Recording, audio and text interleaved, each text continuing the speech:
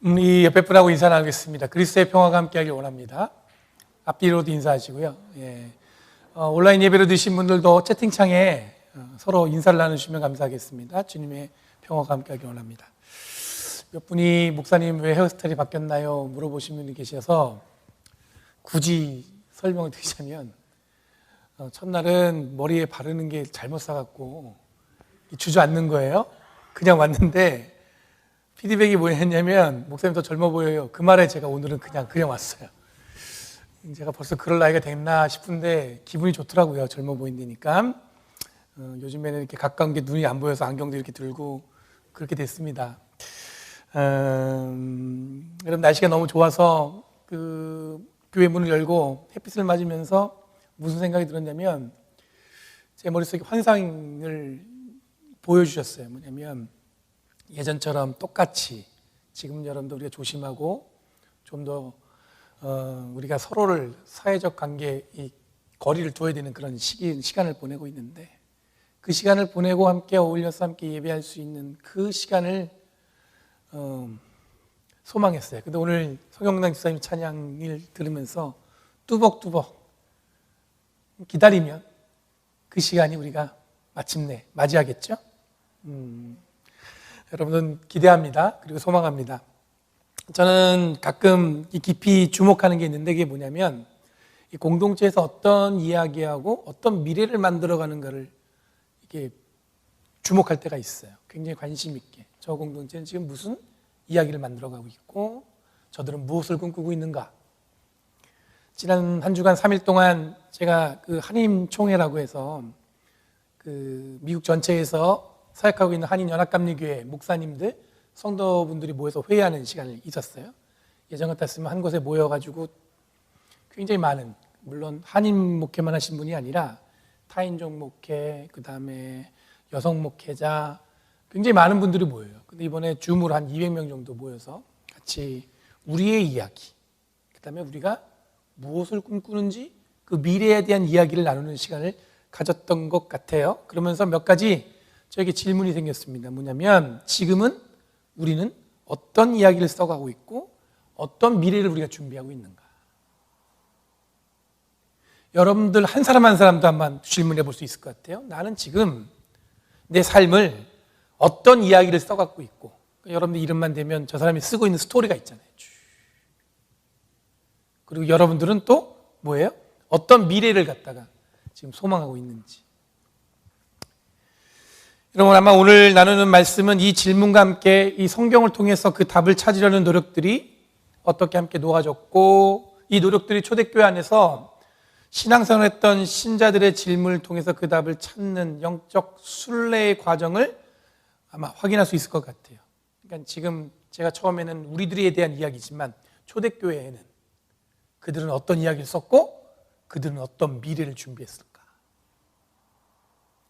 여러분 처음에 교회에서 신앙생활을 시작하는 분들은 의외로 여러분들 겪는 어려움 중에 뭐가 있냐면요, 언어적인 어려움이 많습니다. 이게 무슨 얘기냐면 흔히 우리가 교회 용어라고 붙이는 것들이 있어요. 그 용어들은 처음 들으면 무슨 뜻인지가 쉽게 이렇게 와닿지 않는 게 있습니다. 예를 들어서 은혜 받았습니다 이러면 처음에 신앙생활하는 분들, 교회에 처음 나온 분들은 은혜를 이렇게 선물처럼 이렇게 확 받는 건지 아니면 마음이 따뜻해지면 은혜를 받는 건지 그게 잘 구분이 안 될 때가 있어요.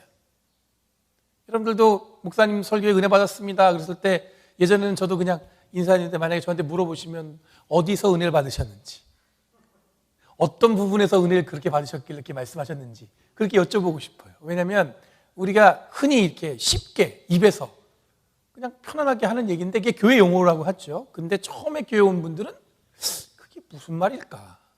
선물로 나한테 준다는 얘기인가? 아니면 마음이 따뜻해지면 내가 은혜를 받는다는 얘기인가? 그리고 또 하나 조금 있으면 여러분들 성령 강림절이 이제 옵니다. 우리가 성령 받아야 된다고 얘기하는데 성령 받는다는 게 머리에서 오는 것인지 아니면 눈물을 흘려야 오는 것인지 정확하게 이해 못할 때가 있죠. 내가 성령 받았는가? 여러분 성령 받으세요. 그러면 성령이 어떻게 내 마음에 훅 들어오는 건지. 성경에 보니까 사도행전에 보면은 제자들 머리 위에 불꽃이 그리고 혀가 갈라져서 각자 다른 나라 말로 막 방언으로 기도했다는데 그럼 나는 이 방언이 사도행전 2장에 나온 건 여러분 못 알아듣는 말이 아니고요. 외국 말이었어요. 그럼 내가 아직 영어를 못하니까 이거는 그럼 방언을 못 받은 건가? 그 성령 못 받은 건가? 그럴 수도 있죠. 근데 성령 받았다는 의미는 여러분들 교회에서 신앙생활을 오래 한 분들은 그게 어떤 의미인지 아는데 처음 온 사람들은 그게 뭔지 궁금하죠. 성령 받았다는 의미가 뭔가? 여러분 조선 말기에 선교사들의 기록을 보면 조선에 복음을 전하려고 온 선교사들이 씨앗을 뿌리러 왔는데 이미 씨앗은 다 부러져 있었고 열매를 거두는데 정신이 없었다고 그래요. 그 이유가 뭐냐면 여러 가지 이야기들이 있는데 그 중에서 서상륜이라는 분이 있어요. 이분은 원래 양반의 집안이었어요. 근데 부모님이 콜레라로 일찍 부모를 여의니까 양반임에도 불구하고 그 사람이 뭘 했냐면 중국과 조선을 왔다 갔다 하면서 무역업을 한 거예요. 뭐 오늘날로 하면 보부상 정도? 뭐 그렇게 이야기할 수 있겠죠. 그렇게 왔다 갔다 하다가 만주에서 장티푸스에 걸려서 거의 죽을 뻔합니다. 그때 그 죽을 뻔했던 이 서상륜을 당시에 그 선교사로 왔던 맥킨타이어한 선교사하고 몇몇 선교사들이 그를 정성껏 돌봐줘서 살려내요. 그러면서 그게 인연이 돼서 선교사들이 중국에서 이제 조선에 복음을 전하기 위해서 준비하고 있는데 그 서상륜이라는 사람을 통해서 조선말을 배우기 시작하는 거예요. 그러면서 이 사람은 서상륜은 그들에게 이 언어를 배우면서 성경을 번역했어요. 그러면서 이 서상륜이라는 분이 노력해서 만들어낸 성경이 그때 처음으로 쪽복음서를 번역을 했습니다. 그래서 누가복음과 요한복음을 번역을 한 거예요. 근데 그 중에서 누가복음은 목판으로 활판을 만들어서 이 사람이 어디 가든지 찍어낼 수 있게 그렇게끔 준비를 한 거예요. 그 서상륜이라는 사람이 아까도 말씀드린 것처럼 보부상처럼 왔다 갔다 했다고 했잖아요.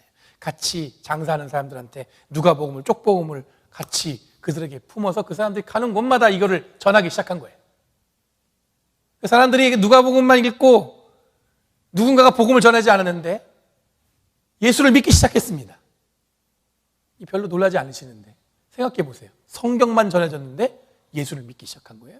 선교사들이 마침내 조선에 들어왔어요. 그리고 한 자리에 이미 예수를 믿는 사람들을 모았습니다. 그랬더니 사람들이 나무 십자가를 등에다 지고 온 거예요. 선교사가 궁금해서 물어봤어요. 왜 나무 십자가를 등에다가 지고 오셨나요? 그랬더니 그분들이 하는 얘기가 뭐냐면 누가복음 14장 27절에 이런 말씀이 있습니다. 누구든지 자기 십자가를 지고 나를 따라오지 않으면 내 제자가 될 수 없다. 그래서 각자 나무 십자가를 뒤에다 지고 왔다는 거예요. 이런 선교사들이 순수함에 감동했다는 이야기입니다. 재미있는 이야기 같은데 한편으로 생각해 보면 성경이 이 문장으로는 익숙한데 삶으로 익숙하지 않는 경우를 보는 것 같아요. 그러니까 질문이 많이 생겼어요. 우리는 눈으로는 보지만 그 성경이 우리의 삶에서 어떻게 예전에 선교사들이 복음을 전하기 전에는 사람들은 그렇게 순수하게 그런 행위로 자기 믿음을 보여주려고 했는데 그럼 지금 우리 말씀을 구약부터 신약까지 잘 읽고 있는 우리들은 어떤 믿음으로 살아가고 있는가? 과연 우리의 삶을 통해서 성경이 드러나지고 있는가? 그럼 비슷하게 여러분 교회에서만 사용하는 친교 용어들이 처음엔 낯설게 느껴질 수 있습니다. 형제, 자매 이렇게 부르는 것도 처음에 교회 오는 분들은 되게 어색하죠. 성도, 형제, 자매 이거 어디다 다 붙여야 될지 어떤 분은 집사라고 부르고 어떤 분은 권사라고 부르고 여러분 고민되는 상황에서 어떤 분들은 뭐라고 얘기하냐면 조금 곤란한 질문을 받으면 뭐라고 얘기하냐면 곤란한 요청을 받으면 제가 기도해 보겠습니다 이런 말로 해요. 근데 그게 무슨 얘기냐면 정말 기도해 보겠다는 게 아니라 무슨 어떤 의미냐면 거절하겠다는 의미죠. 여러분 개인적으로 저는 거절하는 의사를 기도해 보겠다는 말을 사용하는 것은 그리스도인으로 적절치 않다는 생각이 듭니다. 대답하기 곤란할 때 우리는 기도해 보겠다는 말을 하는데 그거는 제가 볼 때는 그리스도인들이 하지 말아야 될 일이에요. 기도는 여러분 하나님과의 소통의 통로인데 그거를 거절하는 의미로 주로 많이 사용해요. 그러다 보니까 새로 오신 분들이나 신앙에 진지한 관심을 가지는 분들은 이런 문장의 의미와 숨은 뜻을 파악하기 위해서는 시간이 필요한 거예요. 오늘 읽은 요한 1서는 요한복음을 기록한 요한의 3가지 편지 중에 첫 번째 편지입니다. 요한 1서의 정황은 신앙생활을 처음 시작한 초대교회 교인들에게 예수님의 의미, 사랑의 의미, 교회의 의미, 십자가의 의미, 대속의 의미 등 지금 우리에게 기독교하면 친숙한 내용들이지만 초대교회 교인들에게 가르쳐야 하는, 이 다르게 표현하면 좀 더 그 초대교회 교인들에게 좀 더 익숙한 용어로 설명해야 되는 상황에 직면했어요. 지금은 여러분들 우리가 대속하신 예수 그리스도 너무나 많이 듣고 익숙하지만, 교회 좀 다녔다 하면 우리가 예수께서 십자가에 달려 돌아가셨습니다, 하나님의 사랑이 크십니다, 이런 이야기를 많이 듣지만, 그 당시에 실제 처음 교회에 온 초대교회 교인들한테는 이런 용어조차도 없었기 때문에 이걸 설명하는 게 이 요한복음, 요한일서의 어떤 과제였던 것 같아요. 그런 익숙하지 않은 문장 혹은 이해하지 못하는 개념에 부딪히면 여러분도 좀 더 성숙한 그리스도인의 삶을 위해서는 뭐 해야 되냐면 질문하는데 주저하면 안 되는 거예요. 나만 모르는 것 같은데 이건 내가 또 모른다고 질문하면 이거 되게 창피한 것 같다, 그렇게 생각하면 안 돼요. 모르면 뭐 하냐면 질문하려고 노력하는 게 성숙하려는 그리스도인. 예수를 믿고 구원받은 자로서의 늘 우리는 뭐냐면 질문할 준비가 되어 있어야 되는 거예요. 그리고 교회 공동체는 뭘 해야 되냐면 늘 이를 응답하기 위해서 노력해야겠죠. 그거 몰라도 됩니다, 이렇게 얘기하면 안 되는 거예요. 그게 질문했을 때 진지하게 그 질문에 대해서 답을 할 수 있는 그런 준비가 되어 있어야 된다는 얘기예요. 여러분, 처음 신앙생활을 시작하는 분들에게 그들의 눈높이를 맞춰서 이야기할 수 있어야 우리들은 함께 공동체의 이야기를 만들어갈 수 있고 우리 교회의 미래를 준비할 수 있을 것 같습니다. 마음에 와닿지 않는데 어떻게 여러분들 같이 함께 뭔가 이야기를 만들어갈 수 있겠어요? 어떤 의미에서 보면 복음서나 바울서신이나 오늘 읽은 요한서신을 읽을 때 우리들이 기억할 것은 뭐냐면 그 옛날에 초대교회를 위해서 쓴 예수 그리스도의 복음에 대한 내용들이 초대교회와 처음 그 교회와 함께하는 성도들을 위해서 교회가 함께 나눌 이야기, 그리고 그들이 꿈꾸고 있는 교회와 신앙생활을 세워가기 위한 노력이라는 사실을 우리는 기억해야 합니다. 그들도 처음부터 완벽한 게 아니에요. 끊임없이 물어보고 끊임없이 그 답을 찾다 보니까 그런 여러분들 그런 결과물들이 지금 우리가 성경이라는 이름으로 읽혀지고 있는 거죠. 여러분, 요한복음 지난번에 말씀드린 것처럼 거의 100년쯤 기록되었습니다. 예수님이 이 땅에 오신 다음에 100년 정도 흐른 다음에 요한복음서가 기록되었어요. 요한일서도 아마 그 비슷한 언저리입니다. 조금 후대로 잡으면 125년 정도의 요한일서가 쓰여졌다고들 이야기합니다.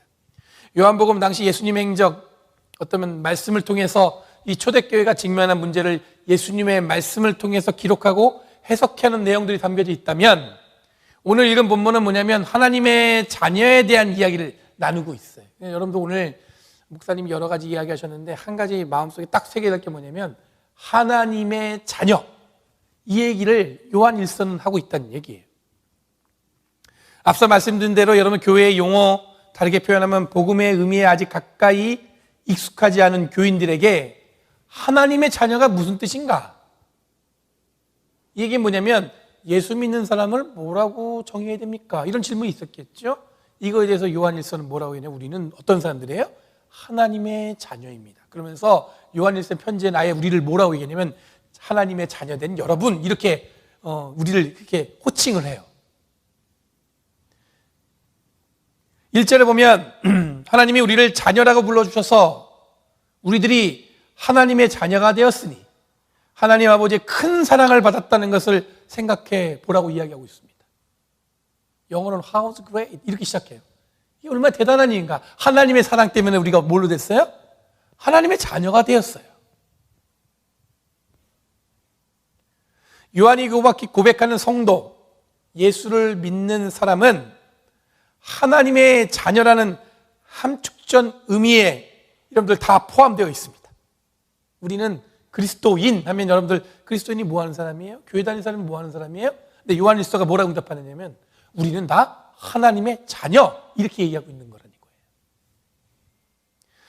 이것은 우리에게 주어진 특권이 아니라 하나님의 사랑으로 비롯된 결과임을 요한은 하나님의 자녀의 의미를 설명하고 있습니다. 내가 하나님의 자녀가 된 게 특별한 어떤 권리, 라이센스를 준 게 아니에요. 뭐 때문에? 하나님의 사랑 때문에 내가 자녀가 된 거예요. 이어지는 말씀에 세상이 우리를 하나님의 자녀라는 것을 모르는 이유는 하나님을 모르기 때문이라고 전하고 있습니다.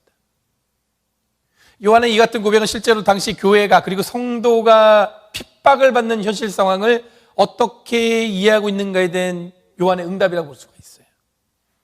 여러분 100년 정도 시간이 지나니까 이 교회 안에 질문도 다양해졌습니다. 그들이 부딪히는 삶도 많이 바뀌었고 시간이 많이 지나다 보니까 여러분들 잊혀지는 것도 있고 좀 더 강조해야 될 것도 생긴 거예요. 여러 가지 영역에서 준비해야 될 어떤 신학적 정리들이 필요했을 것입니다. 그 중에 요한이 집중한 것은 뭐냐면 하나님의 사랑인데, 잘 아신 것처럼 요한복음에서 요한이 설명하는 사랑은 여러분들 아가페적인 사랑이잖아요.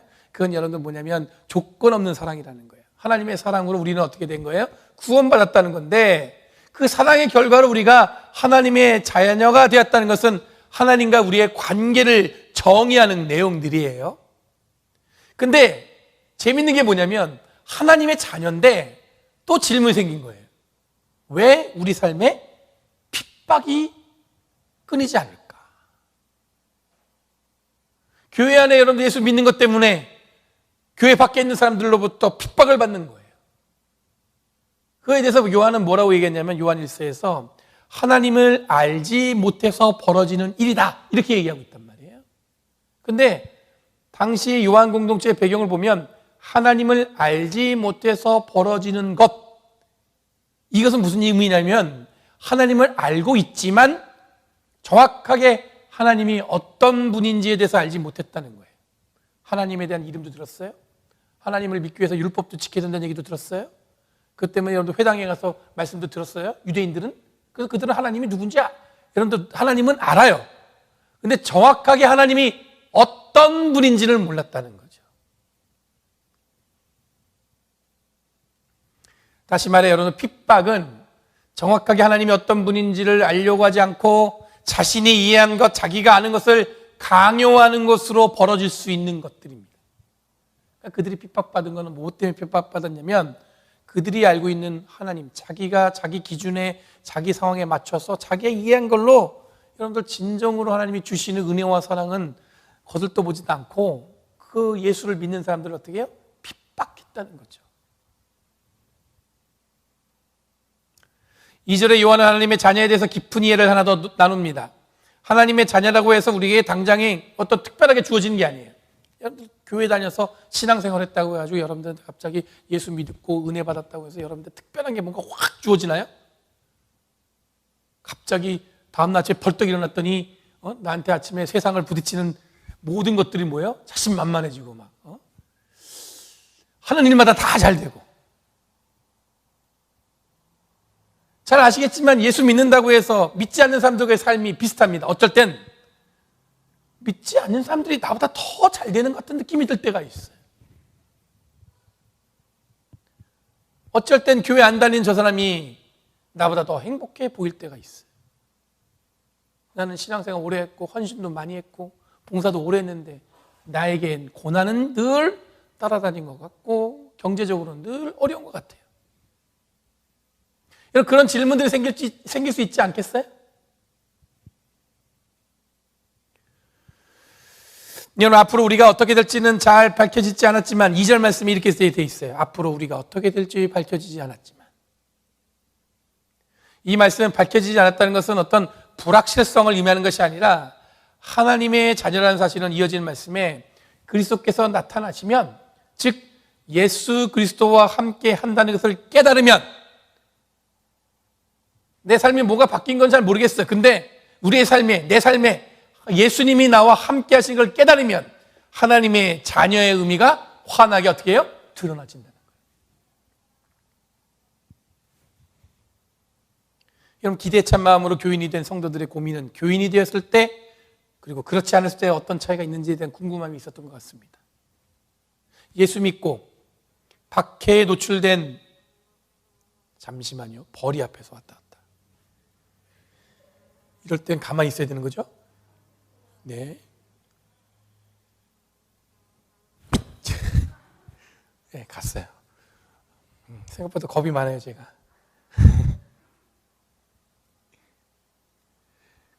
기대에 찬 마음으로 교인이 되고 교회를 나오고 성도가 됐는데, 이 교인이 됐을 때하고 교인이 되지 않았을 때하고 어떤 차이가 있을까? 이게 그 당시에도 궁금했던 거예요. 예수를 믿었지만 박해에 노출된 성도들의 고민은 그리스도인이 됨은 고난스러움에 가깝다는 생각에 여러 가지 질문이 생겼습니다. 내가 교회에 예수를 믿으면서 어떻게 돼요? 더 고난스러워졌어. 지금이 아니고 그 당시에 그랬다는 거예요. 요한의 그 일서에 보낸 편지를 받은 그 교인들이. 그 중에 하나가 뭐냐면 우리는 무엇이 다른가라는 질문에 요한은 하나님의 자녀, 그리고 그 자녀의 의미는 지금 현재 일어나는 특별한 것에 관심을 갖는 게 아니라 그리스도와 함께 있을 때 앞으로 다가올 변화에 대한 기대가 중요하다고 설명하고 있습니다. 그렇다고 여러분들 먼 미래에만 하나님의 자녀의 열매를 경험하는 게 아닙니다. 3절에 보면 요한은 이런 소망을 두는 사람을 깨끗하게 된다고 고백하고 있어요. 현실적으로 혹 지금 당장 일어난 변화에 대해서 언급하고 있는 거예요. 그 소망을 품어서 어떻게 되면 우리가 깨끗하게 된다는 거예요. 여기서 이 소망은 엘피스라는 단어를 번역했어요. 그 엘피스라는 단어 안에 이 소망을 번역했지만 그 안에 담겨진 뜻은 뭐가 더 포함되어 있냐면 기쁨에 찬 확신을 가진 소망이라는 뜻이에요. 그러니까 우리가 예수를 믿는다는 것은 기쁨에 차고 또 주님과 나와 동행한다는 것은 확신에 찬 것으로 여러분들 뭐냐면 지금 이 순간에 우리는 깨끗하게 된다는 거예요. 그건 비유적으로 어떤 표현이냐면 거룩해진다는 얘기입니다. 성화되어진다는 뜻입니다. 요한의 이야기는 하나님의 자녀라는 의미는 현재적 의미와 미래적 의미를 모두 포함하고 있습니다. 이것은 오늘날 우리들이 하나님의 자녀로서 어떤 마음과 어떤 은혜가 있는 것인지를 보여주고 있습니다. 현재적 의미는 우리들은 하나님의 사랑에 힘입어 하나님의 자녀로 변화된다는 것입니다. 비록 지금 고난을 받고 있지만 우리는 뭐예요? 하나님의 자녀라는 소리를 듣게 된 거예요. 그리고 소망을 갖게 되는데 우리들이 거룩해지는 예수님을 닮아가는 변화를 어떻게 돼요? 확신을 갖게 되고 기뻐하는 마음으로 소망하게 될 수 있게 됐다는 얘기예요. 그리고 이 소망은 기쁨의 확신에 찬 소망을 품고 사는 사람으로서 하나님의 자녀, 즉 예수를 믿는 우리들이 이해해야 할 그리스도인의 자녀라는 의미입니다. 그러니까 이 마음은 지금 이 순간에 우리가 품어야 되는 거예요. 여러분의 어떤 상황이 와도 우리는 뭐냐면 확신에 찬 기쁨에 가득한 소망을 갖고 있어야 된다는 얘기예요. 우리가 지금 당하는 어려움은 그 당시로 따지면 여러분들 비교할 수 없는 거였죠. 요한 1서에서 요한이 계속 설명하는 건 뭐냐면 우리는 그들이 알지 못하는 소망, 그게 뭐냐면 기쁨이 있고 확신이 있는 건데 뭐냐면 예수님이 우리와 동행함으로 예수님처럼 된다는 소망을 품는 게 지금 우리에게 주어진 축복이라는 겁니다. 여러분, 미래적 의미는 그리스도께서 우리와 함께 하시면 늘 주님이 함께 하시는 것처럼 이 땅을 살아가면 정확하게 어떤 모습이 그리스도의 자녀의 모습인지는 모르겠지만 예수님처럼 우리들이 될 수 있다는 믿음을 품고 살아가려는 거예요. 그러니까 우리의 신앙의 골은 어디에 있는 거냐면, 목적은 어디에 있는 거냐면 우리가 신앙생활을 통해서 하나님의 자녀된 그 은혜를 통해서 예수님처럼 이 땅을 살아갈 수 있다는 소망을 품는 거예요. 굉장히 거창하죠? 근데 여러분들 결정적으로 복음이 우리에게 요청하는 건 뭐냐면 예수님과 같은 삶을 살기 위해서 노력하라는 거예요. 나는 조금만 요 정도까지만 할게요. 이건 아니에요. 요 정도까지만 아니고요. 예수님처럼 살아가는 게 우리에게 주어진 신앙생활의 목적이라는 뜻이에요. 여러분, 현재적 의미든 미래적 의미든 하나님의 자녀란 말은 모두 그리스도와 같이 되는 것을 의미하는 것입니다. 아마 초대교회 교인들의 고민은 예수님을 믿고 어떤 변화가 우리에게 일어났는가가 아마 궁금했던 것 같아요. 박해가 심해질 때면 이런 상황에서 우리가 계속해서 예수를 믿는 이유는 무엇인가? 라는 질문도 이어졌을 것입니다. 이런 질문과 고민 앞에 요한은 그리스도인, 예수 믿는 사람을 하나님의 자녀로 정의하고 지금이나 앞으로나 하나님의 자녀는 하나님의 사랑 안에서 일어나는 신비적인 사건임을 강조하고 있어요. 여러분 머릿속에 복잡하죠? 내가 어떻게 노력할까? 자기가 하려니까 하나님의 사랑으로 자녀가 되었다니까. 하나님이 전적으로 우리의 사랑을 주셔서 내가 하나님의 자녀가 됐다는 의미예요. 그건 여러분들 내가 노력하는 것보다 내가 부족할 만큼 하나님이 채워주신 것을 소망하며 살아가는 거죠. 내 노력, 내 의지로 되는 게 아니라는 거예요. 여러분, 요한이 꿈꾸는 교회와 성도는 그리스도와 교회가, 그리스도와 성도가 일치하는 것이었습니다. 예수님처럼 사는 것, 그리고 예수님처럼 되는 것이 곧 하나님의 자녀에게 부여되는 축복이라는 것이 요한의 고백이었습니다. 7절 정도밖에 되지 않은 말씀이지만 우리들이 기억해야 할 교회와 성도의 자세를 우리는 본문을 통해서 확인할 수 있습니다. 첫 번째, 요한은 초대교회 성도들이 언어적 혹은 이해가 부족한 부분을 잘 설명함으로 이해할 수 있도록 노력했습니다. 그리스도인이 된다는 것, 예수를 믿는다는 것에 대한 의미를 초신자들도 쉽게 이해할 수 있도록 가르쳐 주었다는 뜻입니다. 이것은 주어진 질문과 어떻게 대답할 것인가를 늘 고민했다는 거예요. 이런 의미에서 성도는 늘 질문할 준비를 해야 하고 교회는 늘 응답할 준비를 해야 합니다. 두 번째로 하나님의 자녀로 불리는 우리들은 현실적 소망, 즉 기쁨과 확신이 가득한 소망을 품음으로 거룩해지는 삶을 살아가는 존재라는 사실을 기억해야 합니다. 마지막으로 이런 소망과 확신을 통해서 우리들은 그리스도처럼 되는 삶을 이루어가며 살아가는 존재로 이 땅을 살아가고 있음을 기억해야 합니다. 내가 왜 신앙생활을 하는지, 내가 왜 교회를 다니는지, 그 이유는 내가 그리스도처럼 살아가려고 그의 삶의 목적에 내 삶도 동참하겠다는 뜻이라는 얘기예요. 그러니 우리들 함께 세워갈 이야기는 내가 바로 예수 믿는 사람으로 기쁨이 가득한 그리고 확신이 충만한 소망을 품고 이 세상을 살아가는 존재라는 사실을 그 배경을 깔고 우리들의 이야기를 쓰기 시작해야 된다는 얘기예요. 여러분, 우리들이 지금 부딪히는 현실에도 이 사실은 변함이 없습니다. 코로나 바이러스 때문에 복잡하고 미래를 알 수 없는 시간을 보내고 있죠. 다들 불안합니다. 어떻게 될 것인가. 그런데 우리들이 하나님의 자녀라는 사실은 어떤 상황에도 변함이 없다는 얘기예요. 우리들은 기쁨과 확신으로 지금 이 순간을 살아낼 수 있습니다. 세상은 그것 때문에 걱정하고 근심으로 그 마음이 혼란스럽겠지만 우리들은 세상 사람들한테 보여줘야 돼요. 이 순간에도 기쁘고 확신을 가지는 거예요. 그 소망을 통해서 우리에게 다가올 날을 준비하는 것이 우리에게 주어진 사명이라는 것입니다. 그러므로 우리들은, 그리고 우리 교회는 그럼에도 불구하고 기뻐하며 이 시간을 보내야 합니다. 그리고 확신함으로 이 시간을 채워가야 합니다. 왜냐하면 우리들은 하나님의 사랑으로 하나님의 자녀가 되었어요. 별로 감격스러운 표정이 아니신데 하나님의 사랑으로 하나님의 자녀라고 불러받았다니까요. 이거 얼마나 대단한 일이에요. 또한 우리들이 이런 시간을 채워가며 미래를 꿈꾸는 것은 예수 그리스도처럼 이 땅을 살아가는 존재로 드러나야 하고 그리스도 같다는 고백이 우리들의 살아있는 소망이 되므로 교회를 든든히 세워가야 합니다. 제가 좀 더 여러분들 구체적으로 꿈을 이야기하면 열린교회 성도들을 보면 예수님을 발견할 수 있는 것 같아요. 이런 이야기를 들을 수 있는 저와 여러분이 됐으면 좋겠어요. 갑자기 마음에 막 크게 부담이 확 오죠? 좋은 거예요. 난 할 수 있어. 이것부터가 조금 그때부터 의심스러운 거예요. 근데 부담이 됐다는 건 이 거룩한 부담이거든요. 저는 그런 소문이 우리를 통해서 일어났으면 좋겠습니다.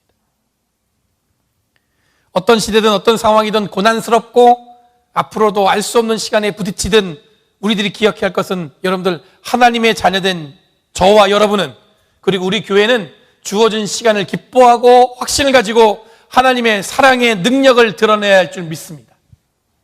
평화가 있으라. 여러분 읽지 않았지만 평행 본문에 나오는 말씀이에요.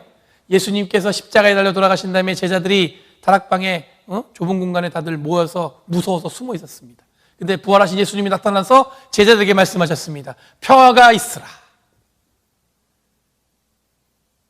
우리가 살면서 여러분들 코로나 바이러스만 우리의 삶의 고난이었어요? 지나고 생각해 보면요, 더 힘든 일도 많았어요. 앞으로도요, 또 힘든 일이 있을 거예요. 날마다 좋은 일이 우리한테 있을 거면? 그렇지 않아요. 더 고난스럽고 더 어려운 일들은 우리 앞에 늘 닥칠 거예요. 근데 여러분들 변함없는 게 뭐예요? 주님은 그 고난스러움을 때 와서 우리에게 말씀하셨어요.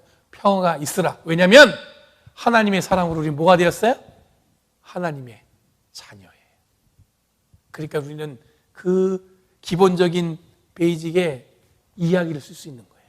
우리들의 이야기. 그리고 우리들은 꿈꿀 수 있는 거예요. 그리스도인처럼 살아가는 것, 예수님처럼 살아가는 것. 여러분, 주님이 주시는 평화로 하나님의 자녀라는 확신, 그리고 철저하게 하나님의 사랑이 우리들의 삶을 향하고 있다는 사실을 기억하시고, 어떤 상황이 우리들의 삶에 몰려와도 기뻐하고 확신을 갖는 소망으로 세상을 변화시키는 일에 우리의 삶을 드러낼 줄 믿습니다. 이것이 우리에게 주어진 선물이고 사명이고 우리가 이 땅을 살아가는 마땅한 그리스도인의 사람의 모습인 줄 믿습니다. 함께 갑시다. 주님이 함께 하십니다. 그리고 함께 이야기를 만들어 갑시다. 우리는 하나님의 사랑으로 하나님의 자녀가 된 사람들이에요. 그리고 함께 미래를 만들어 갑시다. 우리는 예수님처럼 살아갈 수 있습니다.